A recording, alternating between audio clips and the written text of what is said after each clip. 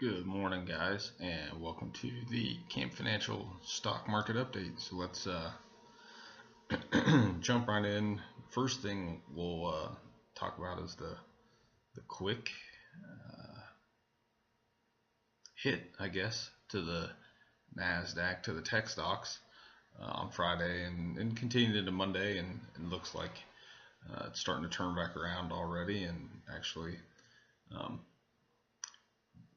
Jim Cramer on CNBC called that. He said he expected it to continue to run down until Monday afternoon, and he was pretty much right on the spot. So kudos to him on a good call there. That's kind of the way our market's been running. I mean, if you look at it, go back and research it, you see that that's pretty much how things are working. Not to be too concerned though, because the Nasdaq's still up 15.5% this year already. It's just been on an absolute tear, and I'm sure that we'll see Google and Amazon right back up over $1,000 a share here real soon. I mean, I'd written something a while back that my expectation was Google would finish the year at about $1,025, and I see it headed right back there. So, all right, now let's take a look at. Actually, let me go back and look at our stocks real quick. So this last week, 5 days of trading, it's almost like the Trump trade started all over again that we had in November. Pretty much all those stocks have been selling off since they took that huge run up. But in the last week, you've seen like your money center banks. I mean, J.P. Morgan's up 5%, Bank of America's up almost 7%, Citi up 6%, Wells Fargo up 5.1%. So I mean, all the big banks running up again. In the insurance. Sorry. Okay. In the insurance, I mean, you got Travelers up 1.6%. You've got Cincinnati up 4.9%. Hartford's up 4.2%. Berkshire Hathaway's up 3.2%. Life insurance side, MetLife up 5.6%. Prudential up 4.7%. Lincoln Financial up almost 8%. Your investment brokers, Charles Schwab up 8.6%, Goldman Sachs 4.5%, Morgan Stanley up 5%. So I mean, pretty much all the big names that, again, the ones that kind of ran up originally, sold off for a while, they've kind of been trending down, have now all popped back up. Like I mentioned with the techs, you've got Apple down over 5% in a week. It's an interesting one. My target on Apple was just below where they're at right now. I had them at about $144. Obviously, they made that huge run up to 155 real quick. So we'll see what it does from here. It may stabilize and then rally up again later on this year. So Netflix down 7.5%. Interesting. Target up 5% versus all their competition that's basically flat or down. I liked Target at $55. I mean, that's pretty much where it's rallied from. So not a bad position there. All of your apparel stores, so they sold off because of Macy's, and now they're all being bought because Nordstrom's talking about going private. So that's such a volatile area right now. We did sell a call option against Kohl's at $35 a share. Collected $125 for one share. And essentially, what we did is we put about $3,200 at risk. So we're going to collect $125 for a 5-week trade. that's about a 3% yield. Let me go take a look here at where Kohl's is at trading at today.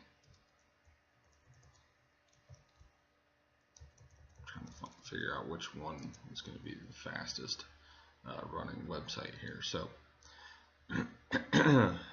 just like I said, we sold that put against the $35 the $35 put for the July expiration, July 21 expiration. I don't use any of the in between weeks. I only use the main weeks. So basic materials run up incredibly. One stock we were almost stopped out of was ConocoPhillips. It was just about 1% above our stop trigger, between 1 and 1.5% above our stop trigger. Let me go back and take a look at it now. And it's turned around and rallied, so now we're a little over 9% above our stop trigger. So good to see that rally back. We'll let it continue to run. Like I said, pretty much the whole portfolio's run well. We just locked in at least a positive trade in a very small bank. Ticker symbol is WVFC. So let me get Kohl's up, and then we'll talk about WVFC. So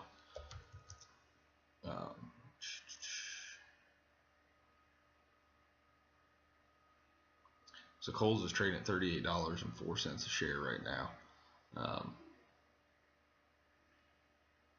So I don't foresee that dropping back down below 35 bucks a share, but if it does and we get stuck on it at $35 a share, it's a good company at 35 bucks a share. I mean, there's, with the dividend they're paying, the cash flow they've got coming in, I'm not concerned about it. So go to WVS Financial Corp.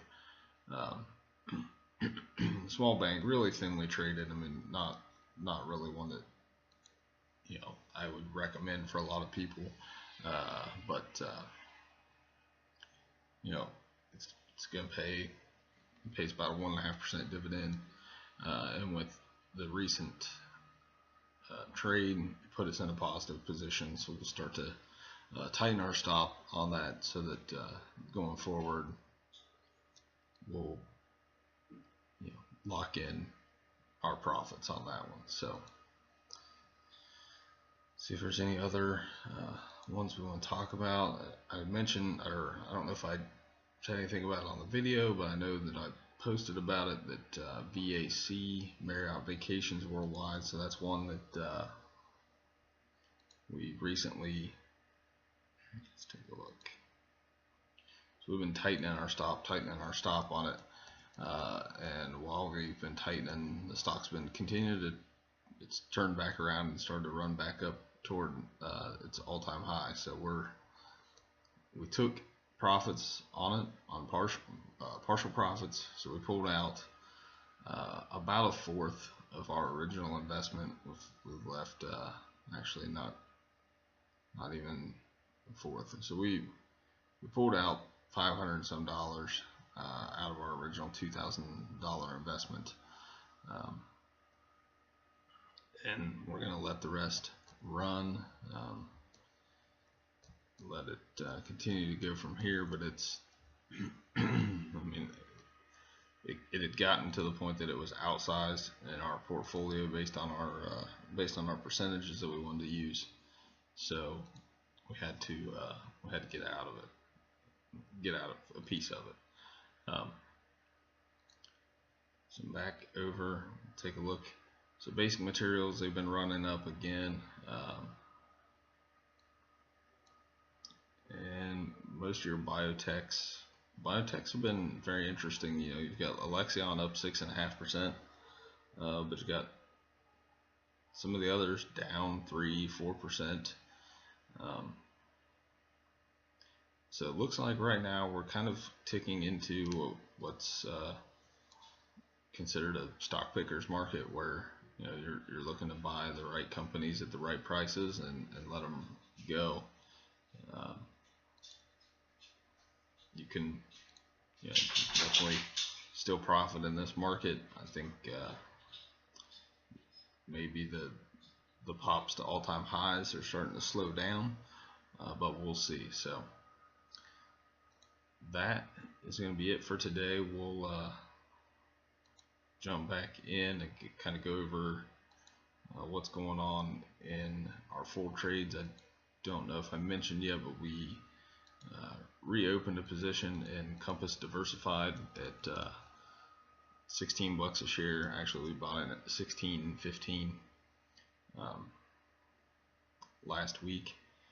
It's trading up to almost 17 bucks. The goal is for that to hit 18. Once it would hit 18, we're gonna again take out our original investment and leave the profit in our quantitative, fundamental, and technical system. Let that continue to grow, compound, collect the dividends. So that is pretty much it. Next time we'll try to pull up some stocks off of Twitter that are trending, that are being talked about, and we'll dig into those a little more. So if you have any questions, send me an email, chrism@campfinancial.net. You can always leave me a note on Twitter @cmelik, as well as on my Facebook page, Chris Melik. So that's it for today, guys. Take care, and we will see you next time.